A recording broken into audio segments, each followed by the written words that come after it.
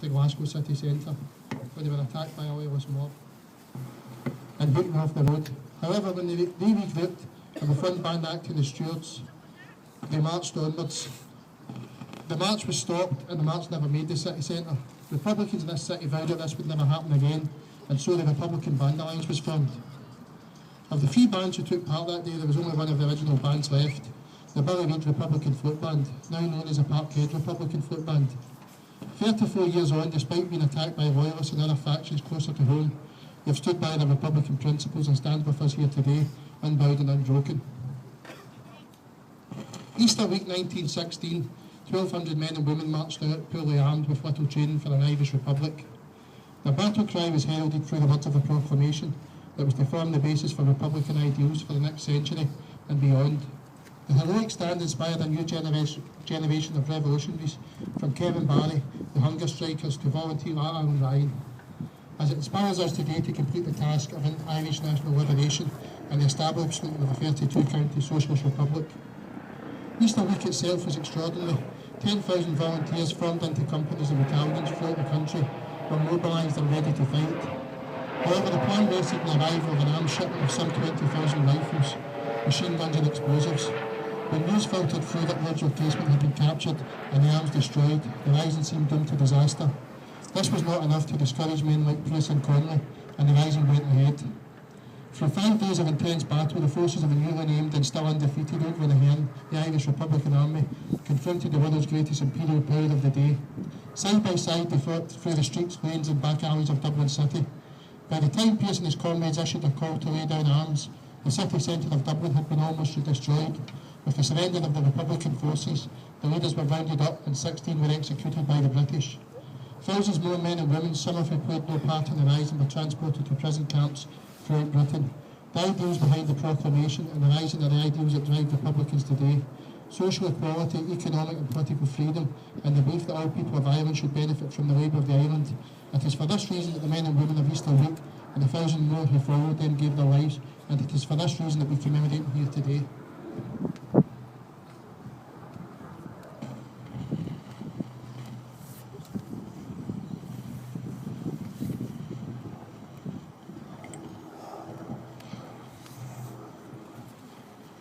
Public Nahairn, the provisional government of the Irish Republic, to the people of Ireland. Irish men and Irish women, in the name of God and of the dead generation from which she receives her old tradition of nationhood, Ireland through us summons her children to her flag and strikes for her freedom. Having organised and trained her manhood through her secret revolutionary organisations, the Irish Republican Brotherhood, and through her open military organisations, the Irish Volunteers and the Irish Citizen Army, having patiently perfected her discipline, having resolutely waited for the right moment to reveal itself, she now seizes that moment, and supported by her exiled children in America and by gallant allies in Europe, but relying on the first of her own strength, she strikes in full confidence of victory. We declare the right of the people of Ireland to the ownership of Ireland and to the unfettered control of Irish destinies, to be sovereign and indefeasible. The long usurpation of that right by a foreign people and government does not extinguish the right, nor can it ever be extinguished, except by the destruction of the Irish people. In every generation, the Irish people have asserted their right to national freedom and sovereignty. 6 times during the past 300 years, they have asserted it in arms.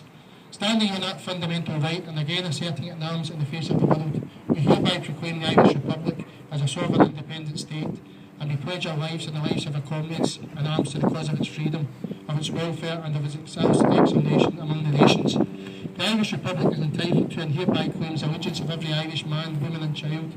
The Republic guarantees religious and civil liberties, equal rights and equal opportunities to all citizens, and declares its resolve to pursue the happiness and prosperity of the whole nation, and of all its plants, cherishing all of the children of the nation equally, and the beauties of the differences carefully fostered by an old government, which have divided a minority from a majority in the past. Until the announcement has been brought the opportune moment for the establishment of a permanent national government, representative of the whole people of Ireland, elected by the suffrages of all men and women. The provisional government hereby constituted will administer the civil and military affairs of the Republic and trust for the people. We praise the cause of the Irish Republic under the protection of the Most High God, whose blessing we invoke upon our arms, and we pray that no one who serves that cause will dishonour it by cowardice, inhumanity or rapine. In this supreme hour, the Irish nation must, by its valour and discipline, and by the readiness of its children, sacrifice themselves to the common good, prove itself worthy of the august destiny to which it is called. Signed on behalf of the Provisional Government, Thomas J. Clark, Sean McDermott, P.H. Pearce, James Connolly, Thomas McDonough, Eamon Kent, and Joseph Plunkett.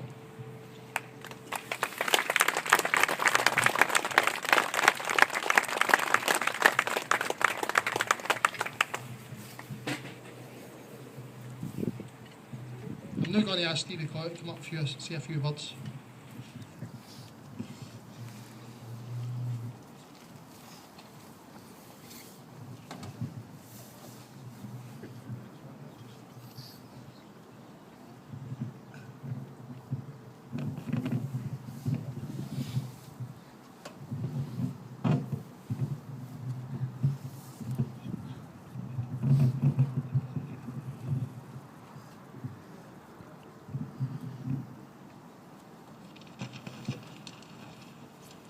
I'd like to begin by thanking the Celtic Commemoration Committee for inviting me to address you on this, the 97th anniversary of the glorious Easter Rising of 1916. I want to share with you some historical facts about the magnificent contribution that was made by Irish Republicans in Scotland in the lead up to and during Easter week. In the months immediately preceding the Easter Rising, members of the Irish Republican Brotherhood in Scotland were busying themselves with explosive gathering raids and smuggling operations. The Fine Gael transported large amounts of explosives, detonators, fuse wire and other materials useful in bomb making. After storage in safe houses in Scotland, young Fine boys would take the material to Belfast via Ardrossan. Some of the smuggled explosives would be distributed among sympathisers in Belfast, but the bulk would be taken to Dublin. Over £500 of explosives and several hundred detonators were stolen in at least 3 raids in Scottish coal mine magazines in 1915 and early 1916. According to one account, for several months before the Rising, 28 men of the Irish Republican Brotherhood dominated companies of the Glasgow Irish Volunteers, and 2 women of the Anne Devlin branch of Cumann travelled constantly from Glasgow to Dublin with guns and ammunition. The women were Margaret Skinner, branch captain, and Miss O'Neill. A 3rd member, Lizzie Moran, was a dressmaker who made waistcoats and jackets with hidden pockets to conceal the munitions. Skinner also carried detonators in her hat with the wires wrapped around her beneath her coat. As we shall see, the leadership of the IRB in Dublin acknowledged the importance of these smuggling operations. I'm going to give you an example to give you a sense of the personal courage and determination that the young lads in Fine Gael demonstrated. And this is about just one of many things that happened, but this is an example of something that happened here in Glasgow Green in May of 1915. Now this information I've had privileged access to. It belongs to the private papers of the late Seamus Reader, who in 1921 became the officer in command of the Scottish Brigade of the Irish Republican Army. So this is his account of something that happened here. During the month of May 1915, Lieutenant Alex Carmichael and Sergeant Bernard Friel agreed to go with me in scouting expedition to the upper region of the River Clyde. They decided to stay away from their employment on a suitable Saturday morning.